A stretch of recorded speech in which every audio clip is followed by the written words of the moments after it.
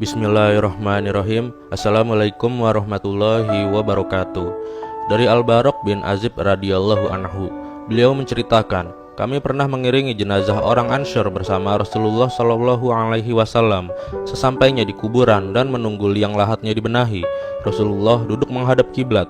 Kami pun duduk di sekitar beliau dengan khusyuk, seolah di kepala kami ada burung. Di tangan Nabi Shallallahu Alaihi Wasallam ada ranting. Beliau tusukkan ke tanah, kemudian beliau mengadah ke langit, lalu beliau menunduk. Beliau ulang 3 kali, kemudian beliau bersabda, mintalah perlindungan pada Allah dari azab kubur. Beliau ulangi 2 atau 3 kali, kemudian beliau berdoa, ya Allah, aku berlindung kepadamu dari azab kubur, hingga 3 kali. Kemudian beliau menceritakan proses perjalanan ruh mukmin dan kafir. Sesungguhnya hamba yang beriman ketika hendak meninggalkan dunia dan menuju akhirat, turunlah malaikat dari langit, wajahnya putih, wajahnya seperti matahari. Mereka membawa kain kafan dari surga dan hanut atau minyak wangi dari surga. Mereka pun duduk di sekitar mayit, sejauh mata memandang. Kemudian datanglah malaikat maut alaihi salam. Dia duduk di samping kepalanya dan mengatakan, wahai jiwa yang baik, keluarlah menuju ampunan Allah dan ridhonya. Keluarlah ruh itu dari jasad sebagaimana tetesan air keluar dari mulut ceret, dan langsung dipegang oleh malaikat maut. Para malaikat yang lain tidak meninggalkan walaupun sekejap, dan mereka langsung mengambilnya dari malaikat maut. Mereka memberinya kafan dan hanut itu. Keluarlah ruh itu dengan sangat wangi, seperti bau parfum paling wangi yang pernah ada di bumi. Para malaikat ini pun naik membawa ruh itu. Setiap kali bertemu dengan malaikat yang lain, mereka akan bertanya, ruh siapakah yang baik ini? Mereka menjawab, Fulan bin Fulan, dengan nama terbaik yang pernah dia gunakan di dunia. Hingga sampai di langit dunia, mereka minta agar pintu langit dibukakan, lalu dibukakan. Mereka naik menuju langit berikutnya dan diikuti para malaikat langit dunia hingga sampai di langit ke-7. Kemudian Allah berfirman, tulis catatan amal hambaku ini di Iliyin. Tahukah kamu apakah Iliyin itu? Yaitu kitab yang bertulis disaksikan oleh para malaikat. Kembalikan hambaku ke bumi, karena dari bumi aku ciptakan mereka, ke bumi aku kembalikan mereka, dan dari bumi aku bangkitkan mereka untuk kedua kalinya. Maka dikembalikanlah ruhnya ke jasadnya. Kemudian mayit mendengar suara sandal orang yang mengantarkan jenazahnya sewaktu mereka pulang setelah pemakaman. Kemudian datanglah 2 malaikat yang keras gertakannya. Dalam riwayat lain warnanya hitam biru. Lalu mereka menggertaknya dan mendudukan si mayit. Mereka bertanya, siapa Rabbmu? Si mukmin menjawab, Rabbku Allah. Apa agamamu? Tanya malaikat. Agamaku Islam, jawab si mukmin. Siapakah orang yang diutus di tengah kalian? Si mukmin menjawab, dia Rasulullah Shallallahu Alaihi Wasallam. Sang malaikat bertanya lagi, bagaimana amalmu? Jawab mukmin, saya membaca kitab Allah, saya mengimaninya dan membenarkannya. Pertanyaan malaikat, siapa Rabbmu? Apa agamamu? Siapa nabimu? Inilah ujian terakhir yang akan diterima seorang mukmin. Allah memberikan keteguhan bagi mukmin untuk menjawabnya, seperti firman-Nya. Allah meneguhkan iman orang-orang yang beriman dengan ucapan yang teguh itu dalam kehidupan di dunia dan di akhirat, sehingga dia bisa menjawab, Rabbku Allah, agamaku Islam, nabiku Muhammad Shallallahu Alaihi Wasallam. Tiba-tiba ada suara dari atas, hambaku benar, bentangkan untuknya surga, beri pakaian surga, bukakan pintu surga untuknya. Dia pun mendapatkan angin surga dan wanginya surga, dan kuburannya diluaskan sejauh mata memandang.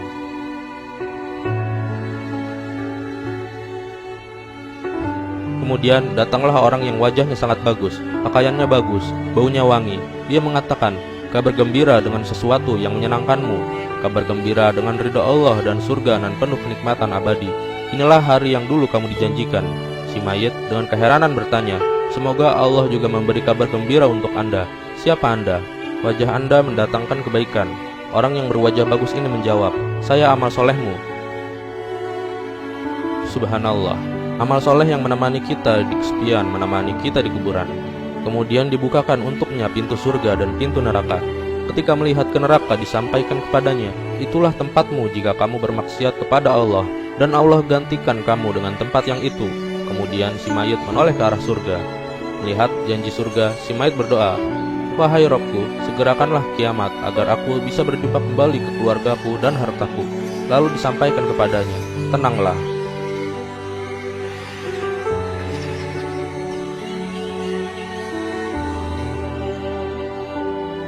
Sementara hamba yang kafir ketika hendak meninggalkan dunia dan menuju akhirat, turunlah para malaikat dari langit yang bengis dan keras, wajahnya hitam, mereka membawa masuh atau kain yang tidak nyaman digunakan dari neraka.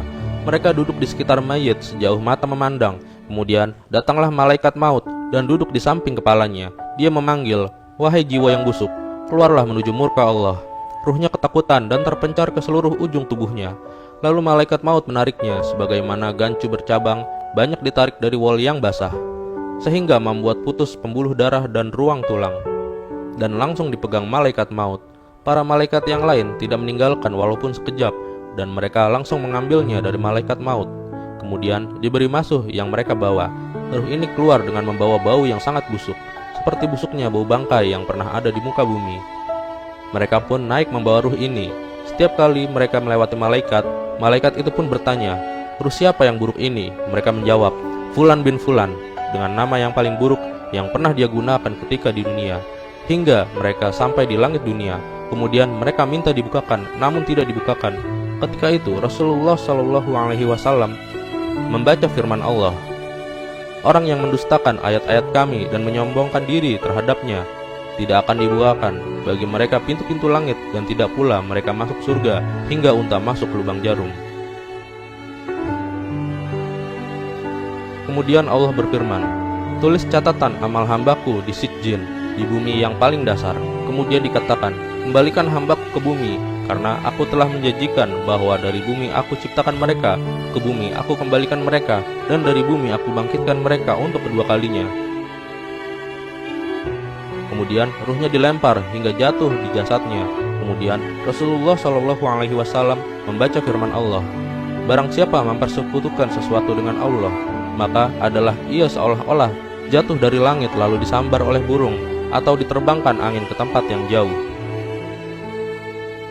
Kemudian ruhnya dikembalikan ke jasadnya, sehingga dia mendengar suara sandal orang mengiringi jenazahnya ketika pulang meninggalkan kuburan. Kemudian datanglah dua malaikat, gertakannya keras.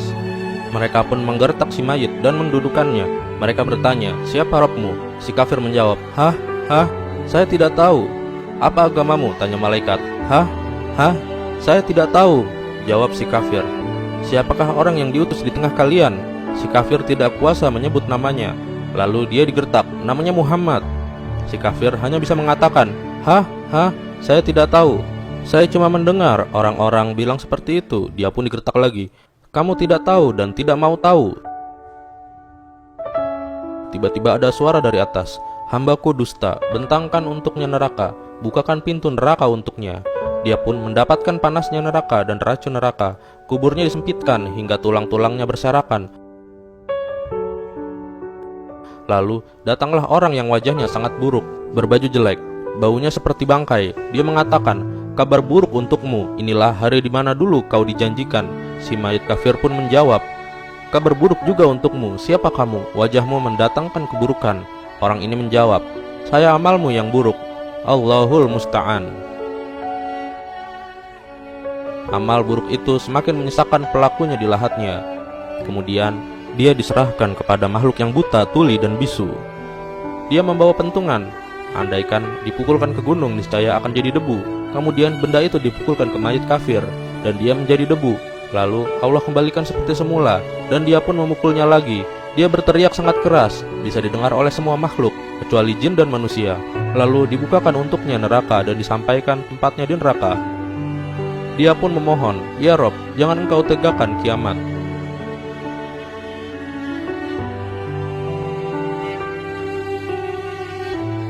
Hadis ini diriwayatkan Ahmad 18543, Abu Daud 4753, Su'aib al-Arnaud menyatakan sanadnya sahih. Al-Albani menyatakan hadis ini hadis yang sahih.